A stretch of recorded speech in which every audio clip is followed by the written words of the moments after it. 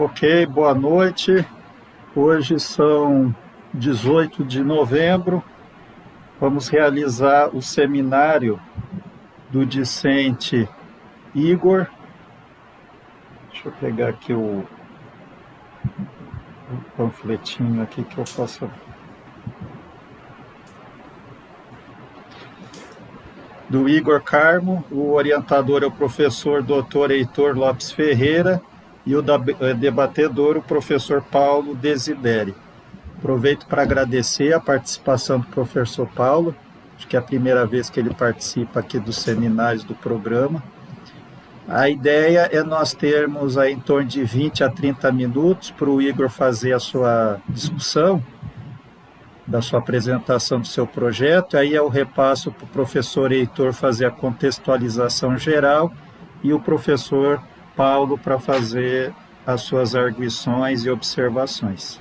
Tá ok? Então, Igor, pode iniciar.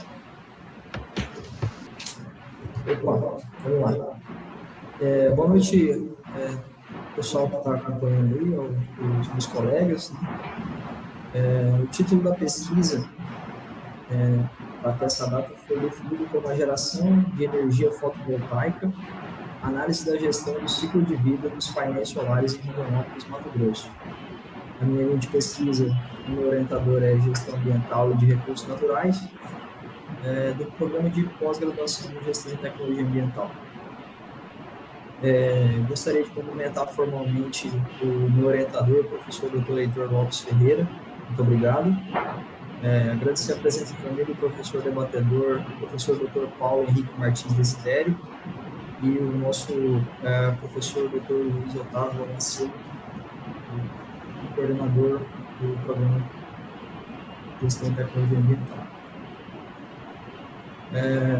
Inicialmente, o tema e a contextualização desse trabalho vai ao encontro dos Objetivos de Desenvolvimento Sustentável da ONU. Inicialmente, os objetivos que foram identificados que estão em consonância com a pesquisa foram esses observados no slide, o ODS 7, que diz respeito à energia limpa e acessível, garantir um acesso à energia barata, confiável, sustentável e renovável para todos. O ODS 8, o trabalho decente, o crescimento econômico, promover o crescimento sustentável, inclusive e sustentável, emprego pleno, produtivo, e o trabalho decente para todos. O 9, que seria indústria, inovação e infraestrutura, construir infraestrutura resiliente, promover industrialização inclusiva e sustentável também, e fomentar a inovação. O 11, que seriam cidades e comunidades sustentáveis, tornar as cidades e os assentamentos urbanos e inclusivos, seguros, resilientes e sustentáveis também.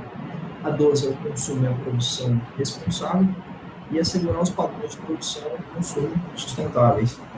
E, por fim, a ODS 13, que é a ação contra a mudança global do clima, tomar medidas urgentes para combater a mudança climática e os seus impactos. Até o presente momento, dessa pesquisa, foram identificados esses 6 objetivos em consonância com o tema. Saliento que, ao decorrer do projeto, é possível identificar outros que estão ligados direto ou indiretamente ao tema. Para contextualização, trouxe um gráfico de fonte da Absolar, da Associação Brasileira de Energia Solar, e ela traz a evolução da potência instalada no nosso país, no Brasil, em megawatts. Em 2017, a gente iniciou, esse gráfico inicia em 2017, é claro que anterior a isso teve bem menos expressividade, mas chegando ali a 1 giga já em 2017 e crescendo mais que 20 vezes no ano de 2022, com destaque aí em 2021, rompendo a barreira aí dos 14 GB. A gente consegue observar também, aproximando o zoom, no Brasil, um grande potencial instalado, e ali a gente pode observar o nosso estado, Mato Grosso, como a quinta do ranking estadual brasileiro, a quinta maior potência instalada. Esse é um dado atualizado da Solar /ANEEL de 2022, com aproximadamente 867 megawatts, correspondendo a 5,9% de toda a geração distribuída do nosso país. Certo. Deixa eu voltar um pouquinho. A gente pode então perceber esse gráfico e esse ranking que sim, o Brasil e o Mato Grosso têm uma notoriedade que diz respeito à energia solar. No nosso estudo e a pesquisa, a gente percebeu que a implantação de energia solar ela veio crescendo não só em 2017, mas desde os anos 2000, principalmente na Europa, que foram os pioneiros aí na produção, toda a cadeia de distribuição dessa tecnologia. Então, à medida que o mercado fotovoltaico vem crescendo, também se espera que os painéis fotovoltaicos eles sejam desativados em grandes volumes. Existe uma estimativa da agência internacional, a IRENA, qual foi uma referência para esse trabalho também, para contextualizar.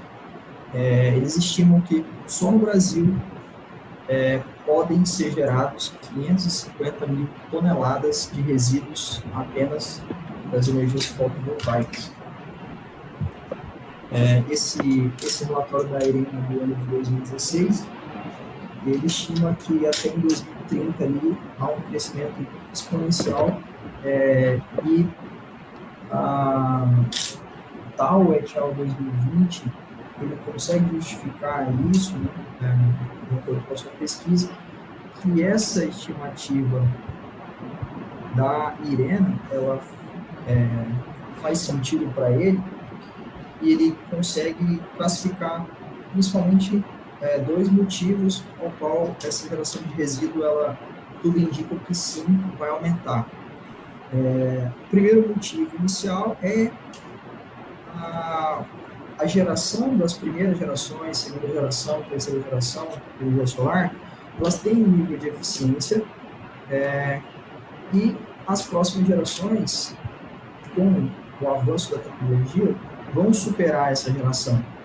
Então, a potência de geração ela vai ser superada e esses painéis vão ser descontinuados por baixa eficiência. Isso segundo tal uma pesquisa que ele realizou no ano de 2016 também, certo? Então, a gente consegue observar também um boom no crescimento das energias renováveis, que no ano passado, segundo a IRENA também, totalizou 3 mil gigawatts, representando aí 38% da capacidade total instalada. E o Brasil, já no primeiro trimestre de 2021, ultrapassou a marca dos 10 gigas de capacidade instalada. Seria ali a micro e a pequena escala.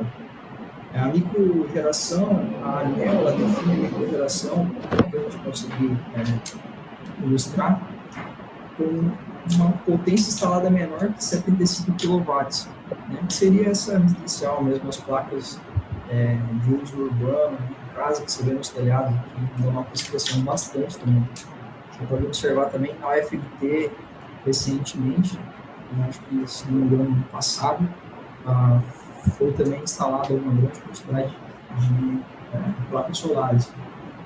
A mini geração distribuída, ela é o limite da microgeração, de 75 kW, até a 5 megawatts de potência sendo ali combinada. Além disso, a ANEEL também define o sistema de compensação, que é um dos principais motivos desse aumento aqui no Brasil, segundo o Ministério de Minas e Energia. O crescimento aqui no Brasil é atribuído à resolução da ANEEL de 2012. Ela consegue criar um sistema de compensação de até 60 meses. Ou seja, você gera o excedente que você gerou, você pode compensar isso em até 60 meses, e atualmente a gente tem um mercado livre de energia que pode ser fazer consórcios ali e conseguir até comercializar essa energia.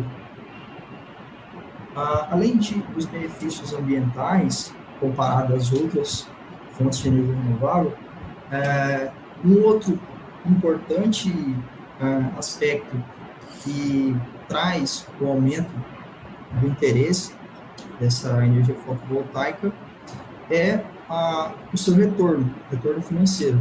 Inclusive, em 2019, no meu TCC, na graduação de administração, eu pude fazer um estudo de viabilidade econômica, e no qual esse estudo, para as tarifas e as taxas daquele ano, de 2019, o estudo concluiu que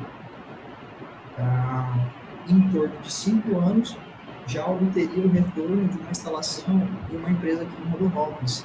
O interessante é que os dados foram utilizados com a irradiação aqui de Rondonópolis mesmo. Então, existe um grande potencial de retorno. A gente pode observar nessa figura da Greener, 2022 também. Ele coloca o payback em anos aqui nos estados brasileiros. A gente pode observar que nenhum estado fica nenhum estado fica acima de 7 anos de retorno. Então, seria ali o que você investiu em módulos solares, em placas solares, você vai ter um retorno em, no mínimo, 6 anos e meio, 7 anos. Além disso, no Brasil, em todos os estados, tem uma grande atratividade, o que no mundo não é realidade para todos os países. Você pode observar que o Mato Grosso, ele tem um certo destaque, ele é um dos menores anos de retorno, 3,8, vocês podem observar ali. Então, realmente, um crescimento que ele é lastreado por vários aspectos, inclusive o aspecto financeiro. E, de fato, agora, compreendendo o crescimento exponencial desse mercado, né, a gente consegue perceber talvez uma lacuna, um problema de pesquisa. Então, os critérios aí que caracterizam os perigos dos resíduos fotovoltaicos, eles são os mesmos dos demais resíduos sólidos, né? Que aí considera características como inflamabilidade, né, toxicidade e a solubilidade.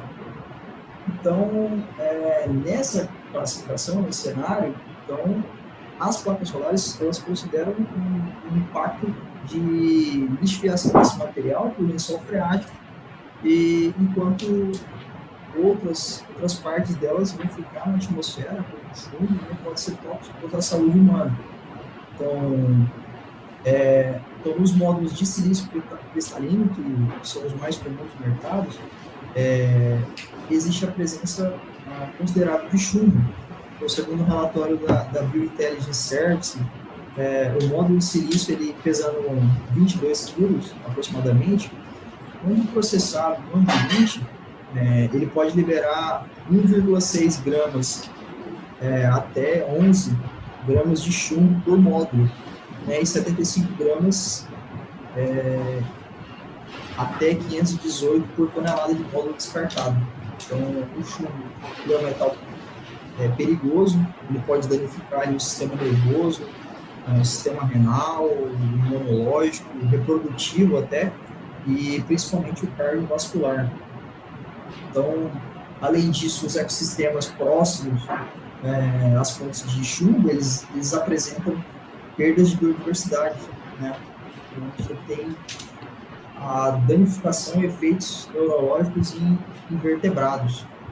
Um outro aspecto importante também é o descarte dos módulos fotovoltaicos, um desperdício aí de matérias-primas valiosas. Existem pequenas quantidades de prata, de cobre, de galho, de índio, de germânio, de telúrio, que são materiais convencionais, também a perda de materiais convencionais, como alumínio e vidro, e a reciclagem desses painéis é essencial para fornecer matérias-primas e para a construção de outros, que seria a forma que o estudo identifica como a mais correta de tratar o ciclo de vida desse módulo. Né? Então, a Irena, por exemplo, ela estima que, tecnicamente, pode gerar aí uma acúmulo de mais de 15 bilhões até 2050 a reciclagem desses módulos. Então, frente a esse programa de pesquisa, né, então, é possível, existem indícios, mas a pesquisa vai aprofundar e vai tentar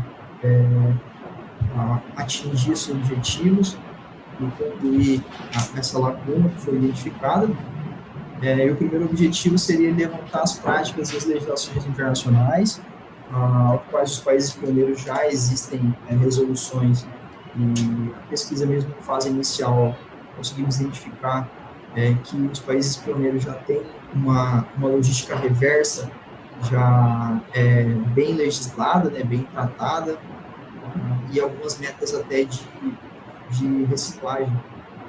O segundo objetivo seria coletar dados secundários, inicialmente de acordo ali com a normativa da ANEEL, referente aos micros e os mini geradores na cidade de Rondonópolis. Então, a gente consegue, através dos dados abertos da ANEEL, identificar quantas unidades micro e mini geradores existem em Rondonópolis, inclusive se eles forem pessoas jurídicas, é possível identificar até o nome dessas empresas e possivelmente discutir talvez em um outro estudo, um plano de ação para pelo menos exibir, né, os dados do possível impacto dessas companhias. Então, o terceiro ponto, o terceiro objetivo específico seria avaliar o impacto ambiental futuro desses resíduos, né, aprofundar mais nesse objetivo. E o quarto, discutir o possível processo de logística reversa aos módulos fotovoltaicos em Rondonópolis, podendo ter um potencial até de geração de emprego, porque a reciclagem, existe ali alguns estudos que apontam a reciclagem como uma possível fonte de renda, a criação de uma logística reversa pode ter um impacto positivo na nossa cidade. A metodologia, lembrando que aí, fase inicial, conseguimos apenas entender que o projeto ele pode ter uma abordagem combinada, utilizar ali meios qualitativos e quantitativos, também esse método de mineração dos dados e compilação dos dados que estão abertos, a gente conseguir fazer uma coleta ali direto para o banco aberto, talvez o BI, mas o BI como uma ferramenta ali uma ferramenta metodológica para extração, análise desses dados, mas ainda não há nada fechado, travado na pedra, ainda precisamos, de acordo com o cronograma, que a gente vai decidir aprofundar um pouco mais nas metodologias, inclusive até com as ponderações aí dos professores, certo? E, por fim, o cronograma, com o orientador que a gente conseguiu organizar. No primeiro semestre de 2022, iniciando com o cumprimento dos créditos do primeiro semestre, e agora finalizando o segundo semestre de 2022, já com a proficiência concluída e quase que 70% a 20% dos créditos do segundo semestre concluídos também. Aqui, já no segundo semestre, a gente vai entrar no aprofundamento na análise teórica, levantamento dos dados. No primeiro semestre de 2023, continuamos ali com a análise teórica e levantamento dos dados, já iniciamos com a construção básica das estruturas dos artigos, né?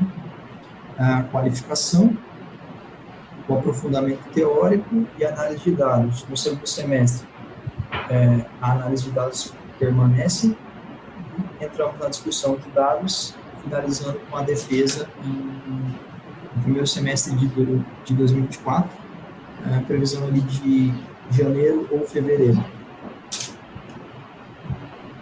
Certo. Esse é o cronograma. Agora sim, vamos para os resultados esperados.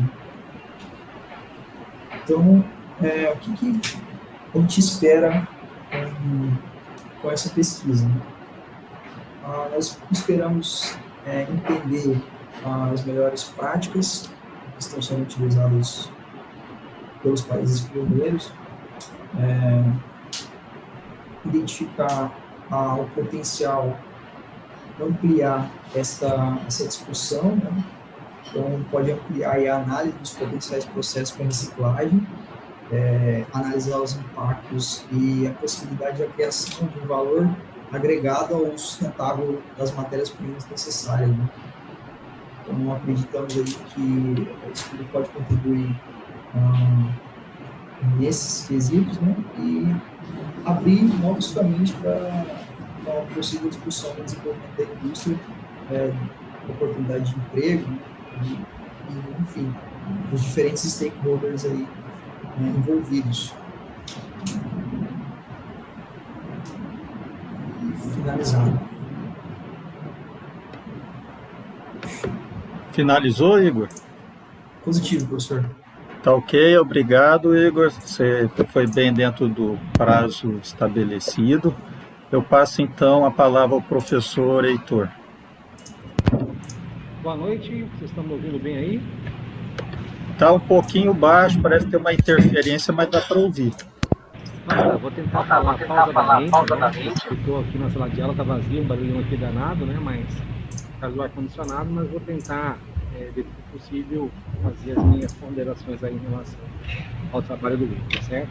Mas queria começar, primeiro queria agradecer ao professor Luiz Otávio, né? Por mais uma iniciativa de sucesso, né? É muito importante para que os alunos possam acompanhar o desenvolvimento do trabalho e principalmente pegar os feedbacks, né? Porque nos feedbacks a gente começa a amadurecer o trabalho nosso para desenvolver de fato o projeto da dissertação. Agradeço ao professor Paulo, né? Também por ter aceito o convite, né? O professor Paulo para quem não conhece, ele é professor do curso de administração. Ele é docente do programa do Profinit, né? Vinculado à IOG em Cuiabá. E eu convidei principalmente porque uma das orientações últimas que ele teve foi justamente sobre essa parte de energia renovável também. É um tema que ele conhece, né? E vai poder contribuir comigo bastante nas suas ponderações. Vou falar um pouco sobre o trabalho do Igor, tá? Em relação à matemática. Acho que o Igor, talvez, acho que a grande maioria dos alunos que estão nos acompanhando, né? É normal, né? Durante o transcorrer das disciplinas, né? Você se questionar até com o tema que se propôs, né? O tema original ao qual deu o programa mudou completamente em relação a essa proposta, que é natural, né? Primeiro porque é interessante para a minha linha de pesquisa. Segundo que talvez seja uma maneira também uma contribuição relevante para um tema tão importante que é justamente a questão da energia. Nós estamos vendo, né, em virtude até da própria guerra com a Ucrânia e Rússia, o quanto a questão energética ela é primordial. Né? É uma discussão gigantesca na Europa, né, para que de fato você acabe deixando, pelo menos minimizando, o uso de combustíveis fósseis e comece a reverter a nossa matriz energética. Tanto é que a própria COP27 também vem para essa discussão, que nós faremos para poder trabalhar com essa questão de energia sustentável. Mas além de pensar em gerar energia, né, porque de fato a demanda vai crescer cada vez mais, né, nós temos que nos preocupar sobre a questão o que vai gerar para nós de resíduo, né?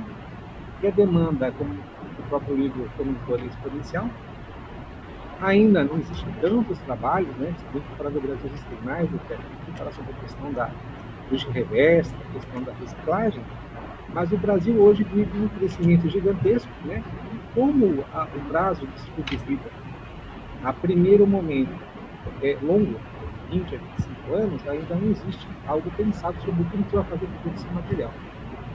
Como o Igor explanou muito bem, né? Tem muito material envolvido, né? O alumínio, né? Diversos materiais, principalmente o silício, né? Aquela placa, né? Que a gente cobre os módulos fotovoltaicos e que também tem um problema de impacto ambiental gigantesco nesse processo. Né? Então a ideia dele é convergente, né? Eu acho válida. É claro, como vocês podem perceber, que é bastante incipiente, né? Boa parte ali da parte mitológica dele tem que ser toda construída, mas a ideia geral é a gente tentar desenvolver esse trabalho, delineando isso, obviamente, para o escopo de Rondonópolis, mas tentar entender como será esse impacto. Né?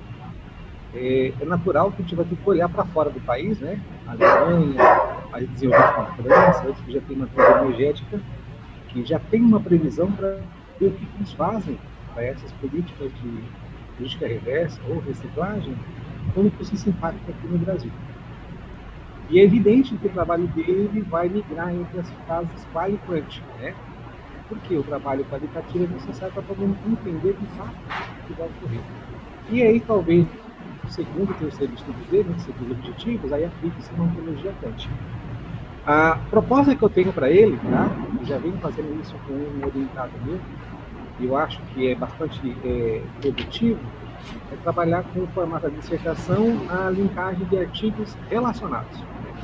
A dissertação dele não será no formato convencional, o que não é problema nenhum, poderia ser também, mas a proposta aqui, nós estamos levando, é uma composição de 4 artigos, que necessariamente devem responder a cada um desses objetivos específicos, que, claro, devem ser amarrados com essa temática. Então, o trabalho dele é grande, viu, Victor? Então, você tem bastante trabalho pela frente aí, tá? Temos aí um pouco mais de um ano para trabalhar, mas eu vejo como possível, né, de a gente orientar, né? E, claro, durante as nossas orientações, a gente vai propor diversos ajustes, mas eu acho que está no caminho, tá? Pelo menos essa é a minha proposição e eu acho que vai ser um bom trabalho sobre a minha visão. Mas estou curioso para ouvir o que o Paulo falará e o professor Luiz Otávio também. Aos colegas eu agradeço mais uma vez. Tá? Obrigado, professor Heitor. Passo para o professor Paulo. Ok, então, boa noite a todos. Primeiramente, agradecer o Igor, juntamente com o professor Heitor, pelo convite, né, da sua temática de dissertação de mestrado, também o professor Luiz Otávio, né, coordenando o programa de pós-graduação, gestão e tecnologia ambiental. Igor, primeiramente, parabenizar pela sua temática, né, igual o professor Heitor comentou, né, está muito latente aí no mundo e acentuando por causa da crise energética na Europa, por causa da guerra, né, alguns, na realidade, o mundo reconhece como guerra e a própria Rússia reconhece como apenas uma movimentação atípica na Ucrânia. Mas isso levou, né, à discussão, principalmente agora que já está acentuando o inverno na Europa e há uma aceleração de novas fontes energéticas alternativas às fósseis, né? Então isso alavanca muito, né, esse debate e temos várias frentes, né, de matriz energética, até a própria ONU nas suas ODS, principalmente o Objetivo de Desenvolvimento Sustentável 7, que não é só apenas na fotovoltaica, já está tendo uma onda, né, de reduzir em várias frentes os combustíveis fósseis na área de transporte, principalmente nos carros elétricos, está muito avançado na China, e nós temos naturalmente essa curva de aprendizagem, metodologias mais sofisticadas, né, de fontes renováveis. Eu creio que a fotovoltaica ainda está muito embrionária, e por isso que deve ter poucos, né, conteúdos ligados a essa questão de engenharia reversa, de tratamento, de destinação adequada dos resíduos ligados a esse mercado, né, de produtos fotovoltaicos.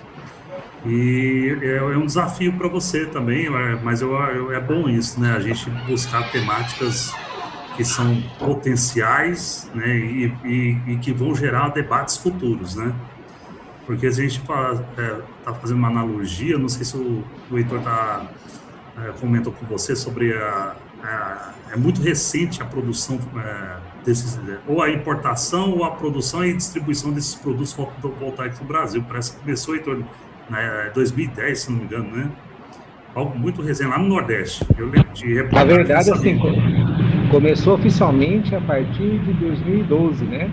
Isso. Até 2010 existia só a biomassa. A partir de 2012 começou a ter a entrada da fotovoltaica trabalhando. Sim, porque analisando a sua problemática, Igor, que você delimitou, né, o escopo, né, para o município de Rondonópolis, a gente, se em 2011, 2012, o Heitor comentou, começou no Nordeste, e depois isso potencializou, em Mato Grosso, você colocou um gráfico importante, né, que fica em 5º lugar, em nível nacional.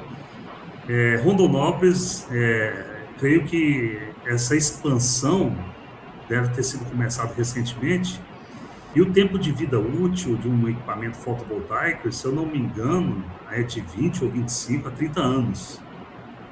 Entendeu? Então, assim, eu penso assim, na hora que você trabalhar a sua temática extremamente inédita e original, porque muitas pesquisas estão focadas na substância do incremento, né, da acentuação da matriz energética, da mudança. Quer dizer, muitas pesquisas estão focadas na implementação. E quase não, com certeza deve ter, ou não tem, ou é muito pouca pesquisa focada na engenharia reversa, no tratamento desses resíduos. Entendeu? Então, a academia deve estar voltando para os mecanismos de aperfeiçoamento, de implementação, disseminação de matrizes energéticas renováveis. E deve ter poucas pesquisas ligadas aqui no Brasil, não estou falando no mundo, estou falando no Brasil. A questão da reciclagem, a questão da engenharia reversa, ou da logística reversa, melhor dizendo, não engenharia, logística reversa, quando o produto já está na sua vida útil, já esgotado. Então, eu penso assim, como uma sugestão de você talvez ampliar o escopo para o Estado. Não sei se você, no município de Rondonópolis, vai ter, né, muito objeto de estudo, porque você pode ir para campo e na pesquisa você identificar, acabei de implantar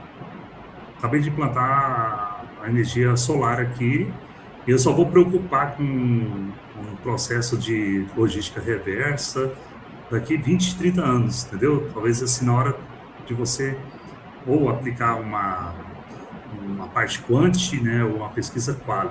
Eu creio que na quali eles vão comentar isso. Eu implementei tem 5 anos, eu não estou preocupado agora, eu estou preocupado com a eficiência, vamos supor, com a limpeza, né, para usar, né, ter um melhor mecanismo de uso dessa fonte.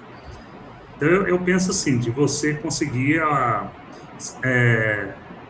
tanto para o usuário como para os órgãos públicos. Está tendo alguma discussão, alguma legislação, né, do Estado ligado a essa parte, né, da destinação correta, adequada? Você vai ter alguma legislação nacional e também estadual ligado a esse assunto. Eu penso assim, nessa linha, assim, para você na hora de ir a campo, né, você não conseguir, né, essa materialidade, né, de resposta, né, da sua pesquisa. Mas aí a gente observa, né, a questão é intensificar. A intensificação, igual a COP27 veio, né, para congregar, né, essa grande mobilização internacional sobre essas matrizes energéticas renováveis, e inclusive tem até uma questão de viabilidade. Vamos supor, A tecnologia vai aprimorando. Lá no Profnit a gente fala, inclusive, né, das inovações tecnológicas, né, da disrupção. Eles já estão com projeções de novas placas solares, porque a placa solar ela sofre um processo de degradação muito porque está em ambientes abertos e principalmente a questão da sujeira, né, um acúmulo de sujeira, e isso vai degradando muito o equipamento. Mas nós já tem uma linha lá no Profnit que eles já estão falando dessa parte de matriz energética, de disrupção, igual tipo fogão autolimpante, placas solares autolimpantes. E há expectativa, né, de durabilidade, né, de meio século, de 50 anos. Se hoje é 20, 30 anos, eles já estão com expectativa que dure 50 anos. Mas a vantagem, assim, que você pode buscar na sua linha de pesquisa é, assim, a tendência de uma curva de aprendizagem futura é que esses produtos, né, eles têm uma longevidade muito alta. Só que, em contrapartida, se ele vai durar muito, por que eu tenho que preocupar com uma logística reversa? Não, mas é porque ele vai aumentar a escala. Como você comentou, em cada residência vai ter uma fonte renovável, fotovoltaica. E, com certeza, muitos podem danificar, pode ter algum problema atípico e que tem que buscar o descarte.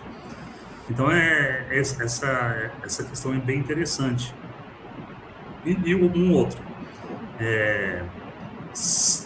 igual acontece com muitos produtos sensíveis, vamos supor, baterias. Olha uma outra problemática que é levantada. Um número muito ínfimo de baterias que faz a logística reversa adequadamente. Grande parte da população descarta no lixo e vai para os lixões comuns.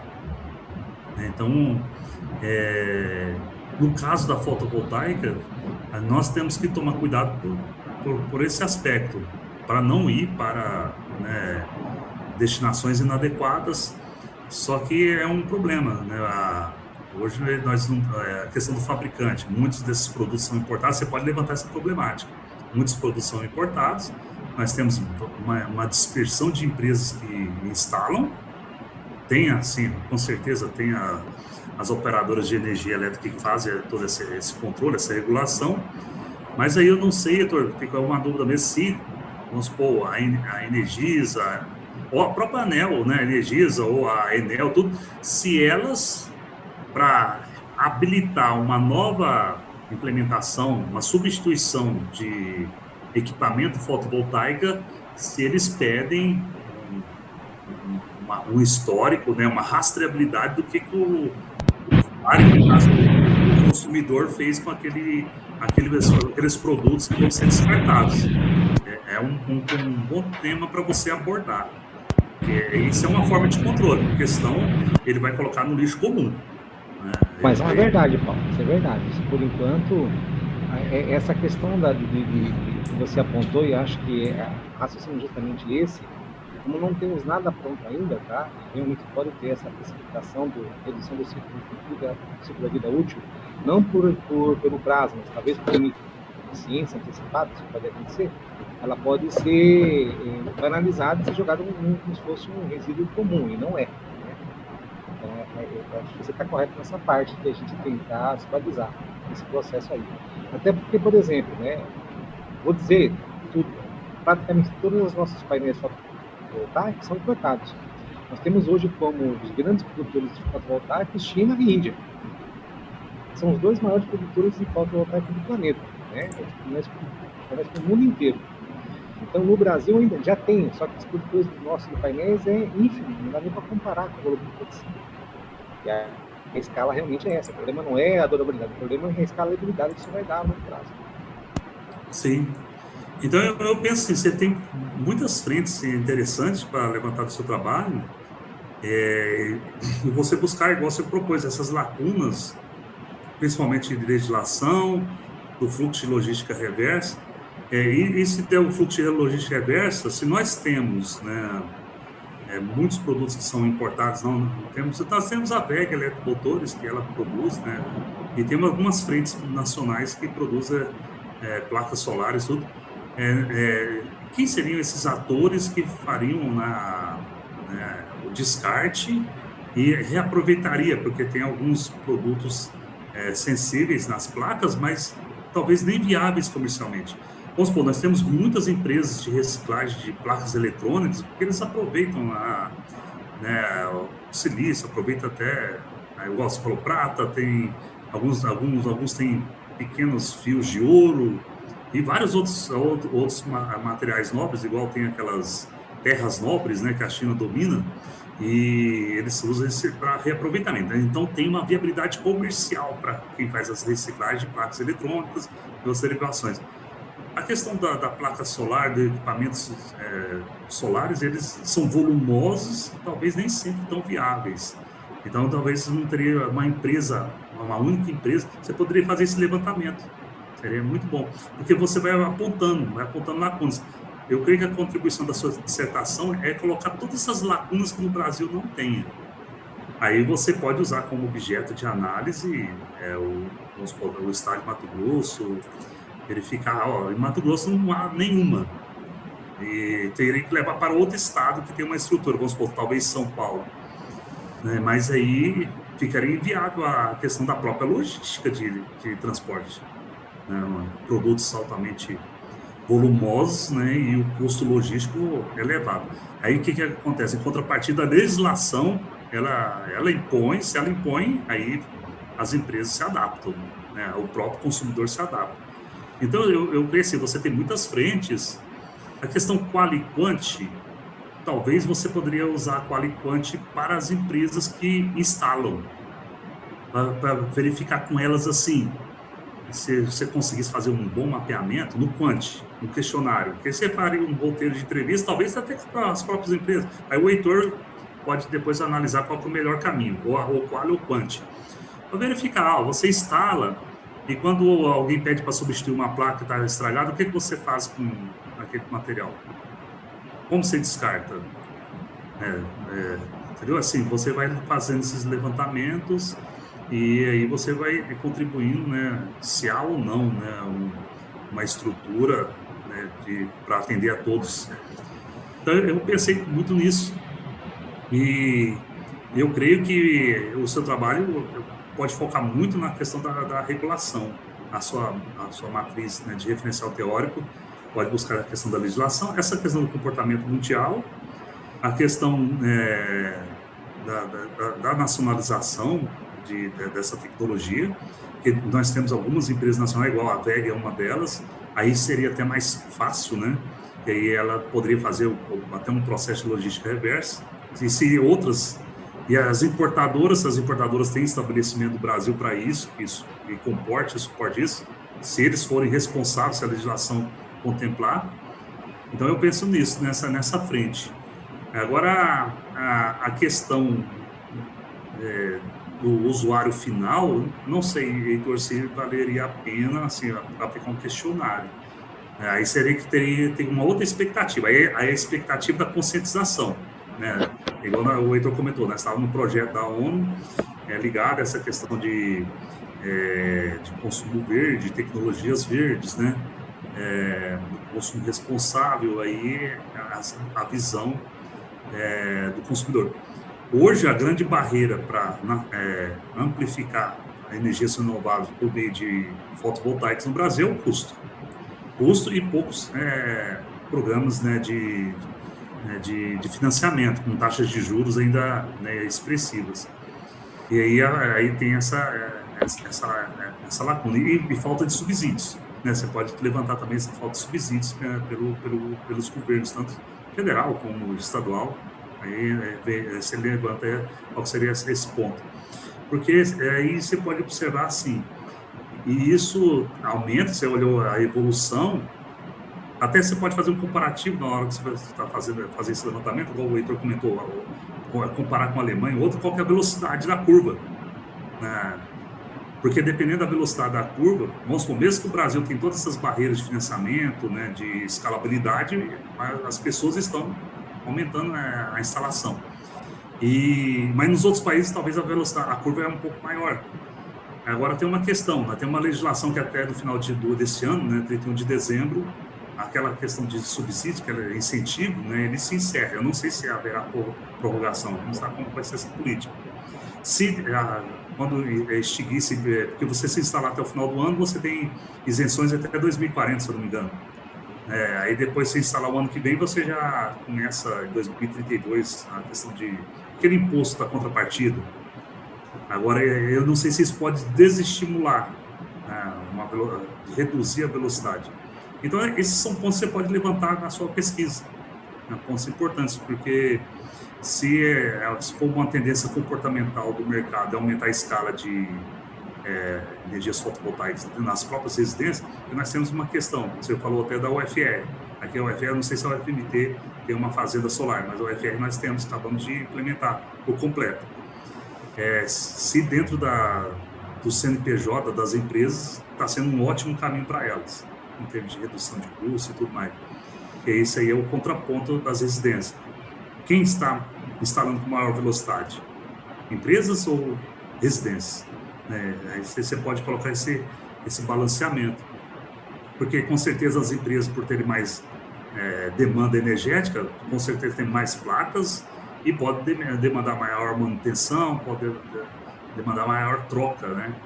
E a empresa, muitas delas, se elas tiverem o ESG, né, que é aquele indicador ESG, elas podem querer rastreabilidade da destinação daquele produto descartado. Você fazer essa correlação, é importante colocar isso, porque aí não fica só uma questão de adesão, Heitor, não é assim, não, eu estou aderindo à logística reversa. Não, a empresa, mesmo que não tenha uma regulamentação governamental, mas como ela tem indicadores, principalmente ESG, ela por proatividade vai querer um acompanhamento dessa rastreabilidade do descarte. Eu penso nisso. Assim, são muitas frentes, né? É um tema, por isso que é interessante o seu tema, que ele é muito atual, né? E ele tem muitas dúvidas, muitos pontos de interrogação. Então é bom para você não ter, para ele não ficar muito amplo, que aí fica amplo e perde profundidade. Aí você delimita alguns desses pontos, né? Os que mais são convergentes à sua proposta de problema de pesquisa.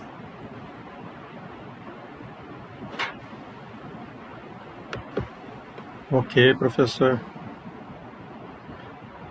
Agradeço aí seu comentário.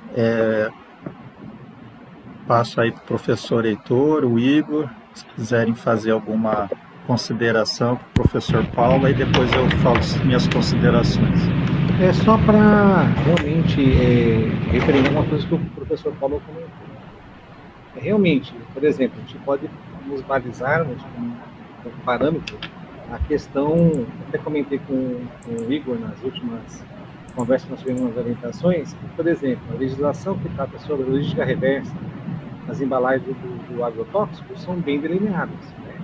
A gente pode perceber o que se o produtor produz lá produto A, B ou C ou D, necessariamente por lei, até por interponição, eles são obrigados, o produtor, para poder comprar outro, que devolver isso para o revendedor, e isso o revendedor para o produtor, e assim sucessivamente. Como a escala da produção de fotovoltaica é uma escala mundial, né? Então, ou seja, como que a gente vai fazer isso voltar para a China? Não tem. O responsável necessariamente é o importador. Existe um outro caso muito bem estudado, que é, por exemplo, que é semelhante à fotovoltaica pela escala, né? Mas tão complexa quanto a fotovoltaica pela amplitude do alcance que ela pode ter, que são as embalagens de longa vida, né? No país nós temos hoje, semelhante, 2 ou 3 empresas que fabricam longa vida. E elas fabricam para o Brasil inteiro. Então, tem uma que fica até no município de Ponta Grossa, outra fica no município de Monte... como é o nome do município? No interior de São Paulo, não vou lembrar agora qual é o nome do município lá, que fabrica lá toneladas de longa vida. Por ESG e canibalização, deveria voltar, só que as empresas não têm condição de absorver. O que elas fazem? Eles desenvolvem políticas locais para criar justamente uma política de reciclagem desse material. Ou seja, eles acabam treinando e capacitando diversos estados, diversas localidades para que eles absorvam esse material, subsidiado pela empresa, para que de fato seja feita a adequação correta de material, tá? Que seria de maneira mais genérica nesse processo. Como falei, é muita lacuna que tem que ser resolvida, né? Essa questão de ser viável ou não é um outro problema que tem que ser estudado. O Igor até comentou que existem outros estudos que falam que hoje, em comparação a 10 anos atrás, a fotovoltaica é viável sim, tá? Mas talvez com essa legislação mudando, o cálculo mude, mas vai mudar o quanto isso vai impactar. Então tem várias frentes nesse processo. Eu acho que é importante a gente fazer esse paralelo, né? E acho que de fato a contribuição dele não é propor solução, é sim levantar proposições, né? O que pode acontecer com tais situações nesse processo, fazer uma projeção do que pode ocorrer a longo prazo. Né? Uma outra questão também importante é a seguinte: à medida que as empresas vão sendo criadas, e nós podemos ver como Rondonópolis, nós temos hoje dezenas, para não dizer centenas, de empresas que se colocam como instaladores ou produtoras de energia. Pela teoria sistêmica, e a gente sabe muito bem como funciona, com o passar do tempo, as empresas que não têm capacidade de se sustentar no mercado vão desaparecer. E aí a questão justamente da assistência vai ficar muitas residências e até empresas órfãos, porque o instalador original vai cair. Isso é normal, é natural, é seleção natural das empresas, tá? Tudo isso é feito no futuro, tá certo? Então isso vai, com o tempo, mas que normalizar. Então a gente vai ter talvez outras fontes de negócio, como você mesmo comentou, o Igor comentou, que são especialistas hoje, por exemplo, na reciclagem de placas eletrônicas, né? E talvez vai surgir um outro modelo de negócio que vai se preocupar com a reciclagem ou o uso desse material da fotovoltaica. Então, tem várias lacunas, várias coisas que a gente precisa trabalhar e, claro, né? Vamos conversar muito com o Igor e o Paulo, né? Para a gente escolher qual seria mais viável, né? Olhando o espectro de Rondonópolis e a sua sugestão também em relação a Mato Grosso, né? Para a gente aumentar um pouco o escopo para ficar um pouco mais abrangente. Mas obrigado, Sim. Paulo. Acho que esse é pertinente nos comentários. Ok, é o caminho, Heitor, porque eu penso assim, o governo fez um adendo numa legislação daquela do eletroeletrônico, da logística reversa, né? E incluiu lá os painéis e derivados. Aí uma questão que você poderia levantar isso, né, nesse escopo. Aí acho que o foco seu seria as empresas que montam. Se você levantar esse mapeamento, porque eu acho que o usuário final, ele não vai ter essa sensibilidade agora, porque ele vai se preocupar com isso daqui a 20 anos. Ele acabou de instalar 20, 30 anos. Aí você busca as empresas. Se não sei, aqui na cidade deve ter um interessante. Aí eu creio que esse é um ponto interessante, um ponto importante, você buscar e verificar se tem ou não tem. Aí, assim, se o escopo, né, ficar um pouco restrito, você pode buscar cidades vizinhas, igual Cuiabá, um exemplo. Assim, é questão do tempo, né? Tem também essa questão do tempo. Mas que aí você pode buscar essa substância, né, de amostragem para você falar, realmente tem lá na legislação, mas nenhuma empresa está preparada, ou está preparada. Aí você levanta esses pontos. E aí você vai, talvez, destinar essas empresas que fazem a coleta, mas elas encaminham para quem? Eu creio que tem uma empresa lá no sul que faz isso. Essa questão ela usa, de um ponto de vista comercial, né, essa reciclagem. Mas aí a energia fotovoltaica, os materiais fotovoltaicos é só um portfólio, um item do portfólio dela. Ela já recicla materiais eletrônicos. Eu sei que em Cuiabá tem uma empresa que recicla placas eletrônicas. Inclusive, até o professor Einstein, que foi diretor da FAC, né? Ele fez uma pesquisa lá na própria empresa. Eu lembro, a Jamila também fez, que é a nossa egressa, né, Heitor, ela saiu do campus aqui, terminou o curso de administração em Cuiabá. Ela fez um artigo até comigo dessa empresa, depois eu posso até te passar o contato da empresa, para ver se ela incluiu no portfólio dela. Eu não sei se Rondonópolis tem a empresa aqui, faz reciclagem, o reaproveitamento. Eu sei que tem em Cuiabá, Rondonópolis na época não tinha. Agora eu não sei dizer se hoje tem.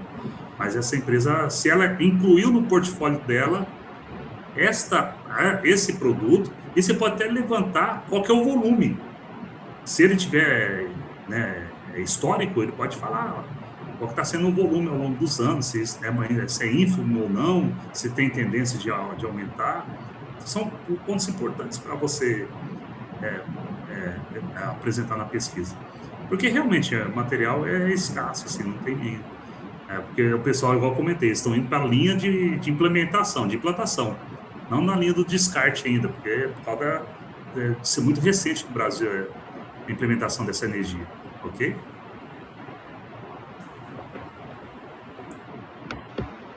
Ok, professor. Bom, eu vou colocar aqui só algumas observações rápidas, mais assim sobre o escopo da coordenação. Eu costumo comentar aí para os demais discentes a importância dos ODSs. A área de ciências ambientais enfatiza muito essa questão da Agenda 2020-2030, e o Igor colocou ali os ODSs que ele acredita que tem tangência com o trabalho dele, tá? Eu só colocaria assim o seguinte, tentar, viu, Igor, enfatizar, focar em 2 ou 3. Olhando ali, eu acredito que o ODS 7, energias renováveis, o 11, cidades sustentáveis, e o 13, mudanças climáticas, é o que você pode enfatizar mais. Porque, na verdade, todos os ODS se interrelacionam, né? Tudo está relacionado com tudo. Mas, assim, nessa sua temática, eu acho que esses 3 aí você pode enfatizar no seu resumo, tá? Tem que enfatizar os ODS no resumo e na introdução. E isso também vale para os demais aí que estão participando. Uma dúvida, não sei se você pode falar alguma coisa, Igor. Ali no seu gráfico, Minas Gerais aparece como o principal estado, né? Com a geração de energia fotovoltaica. Assim, a gente tende a pensar que seria São Paulo, né? Você tem ideia por que acontece essa disparidade? É questão tributária? Não sei se você chegou a observou isso aí. Certo, professor, eu não aprofundei tanto para essa comparação entre São Paulo e Minas, né? Minas, ela não ela é líder na geração distribuída e na centralizada também. Então, acredito que a centralizada, que é as maiores gerações, né? E acabou que o público de lá aderiu bem, eu imagino que seja mais ou menos nesse sentido, mas não aprofundei nesse ponto, eu acho que é interessante, uma pergunta pertinente. E o Rio de Janeiro, que é um estado, é o segundo estado, né? O PIB, né? O segundo PIB, ele está lá em 9º, né? E Mato Grosso está em 5º, né? Se eu não me engano. Então, Mato Grosso tem uma posição relevante, né? Mato Grosso está em 5º. Esse gráfico atual é bem recente. Eu peguei dados Solar, da Associação Brasileira mesmo. Inclusive, Cuiabá ficou como a cidade com mais geração distribuída do país por, acho que, no primeiro trimestre todo. Aí depois ela perdeu para outras cidades, mas Cuiabá tem um potencial bem grande. Viu, professor Lito? Eu vou tentar responder, mas é a percepção que eu tenho, tá? Pelas pesquisas que eu já fiz em relação a essa questão da instalação, os estados de Minas Gerais e São Paulo, por incrível que pareça, tem um custo de energia maior do que o do Mato Grosso. É natural, né, que um estado rico como São Paulo e Minas Gerais também, tá, faça o cálculo da viabilidade. Ainda mais nos anos passados, que a taxa de juros estava bem atrativa, né? Antes de começar a subir a Selic, chegava-se a pagar a taxa de juros 0,39 ao mês. Ou seja, era uma taxa extremamente baixa frente ao que eles colocavam, ou seja, eles conseguiram travar o problema da alta constante da energia elétrica por bandeiras ou até mesmo por motivo, né? E acabaram investindo, né, nesse processo. Agora, Mato Grosso, eu digo o Centro-Oeste como um todo, tem essa questão também do fenômeno relacionado ao valor. Mas não é apenas isso, professor. Mato Grosso, acho que poucas regiões do planeta tem uma incidência solar tão boa quanto o nosso estado, né? Tanto que é interessante, né, e até queria confirmar com os estudos, o prazo de retorno nosso é 3,8 anos. Eu chego a dizer que seja até menor do que isso, dependendo da incidência. Por exemplo, nós, conversando com o Rodrigo, temos 5 horas de pico solar. Nenhum estado do país tem essa mesma proporção de incidência solar com essa enorme sol que a gente tem em Mato Grosso desse processo, né? Eu acho que a gente pode comparar a região nossa, centro-oeste de Mato Grosso, com o Rio Grande do Norte em relação à eólica. Acho que é a única comparação que a gente tem em relação à capacidade energética. Tá? Agora, a minha percepção, ainda em São Paulo e Minas Gerais, é questão econômica, né? Mesmo que eles estão optando por esse processo. Certo, obrigado, professor. O terceiro ponto, Igor, é mais assim para você ficar atento à questão de, dependendo como você vai realizar a sua pesquisa qualitativa, um questionário, se você for entrevistar, né, usuários, né, você vai provavelmente ter que ver a questão do comitê de ética. Né? Então, isso aí você sabe que é lento, né? Se você quiser já iniciar a pesquisa já no começo do ano que vem, você já tem que ir pensando nisso. Tá? Mas aí seriam essas minhas observações, eu acho que é um tema muito relevante. Aconselho também o Igor enfatizar no seu título, no seu resumo, na sua introdução, essas articulações ambientais, né? Usar bastante esses termos que nas ciências ambientais são usados, reciclagem, resíduo. Vocês falaram bastante aí da engenharia reversa, né? Porque o avaliador da CAPES muitas vezes é um cara que não tem nada a ver com a área do trabalho, né? Então, se tiver ali termos que ele perceba ali que são bem afeitos à área de ciências ambientais, ele tende a dar aderência, né? Se usar termos assim que nas nossas áreas são bastante usadas, mas que na área da ambiental não é usada, pode ser que o avaliador se perca ali no sentido, né? Mas assim, então, de parabéns pela apresentação, agradeço ao professor Paulo pela participação, espero aí que possa participar e estreitar os laços aí com o programa está aberto aí para o professor Paulo participar, tá? E aí seria isso, eu passo aí a palavra para o professor Heitor para finalizar e a gente encerra. Não, eu agradeço, professor Luiz Otávio e professor Paulo, né, pelas contribuições que foram feitas, eu anotei todas aqui, como está gravado, eu estou pedindo gentilmente, o professor Luiz Otávio fez um caminho, né, porque você vai ter que assistir, viu, Igor? A tarefa agora é você assistir, marcando esse processo, tá? Mas eu acho que o tema ele é muito relevante, muito atual. Né? Trazer esse bate-papo agora para o nosso programa traz para a gente talvez um protagonismo futuro, tá? Mesmo que se a gente saiba que isso a longo prazo talvez não vai ter tanto impacto, mas pelo menos nós estamos trazendo um foco para um problema que lá na frente vai ser afligido. E esse material que nós temos aqui nos ajuda, né, a questão energética nacional, nós precisamos de outras fontes, né, mas esse material vem de outros países para cá, e não vai retornar, então de que dá uma finalidade para ele. Então, precisamos começar a olhar, com pequenos olhares, com diversas construções, para chegar, de fato, a uma política pública futura, né, para a gente, de fato, entender como isso pode impactar o nosso país. Mas agradeço a vocês e aos presentes também, todos, tá? Muito obrigado por prestigiarem o seminário do Igor. Obrigado, um bom final de semana, até a próxima sexta. Ok, tchau, obrigado, tchau. Até mais. Obrigado, tchau. Falou, Igor. Fica um pouquinho aí, Igor, só um pouquinho aí, rapidão. Fico. Não.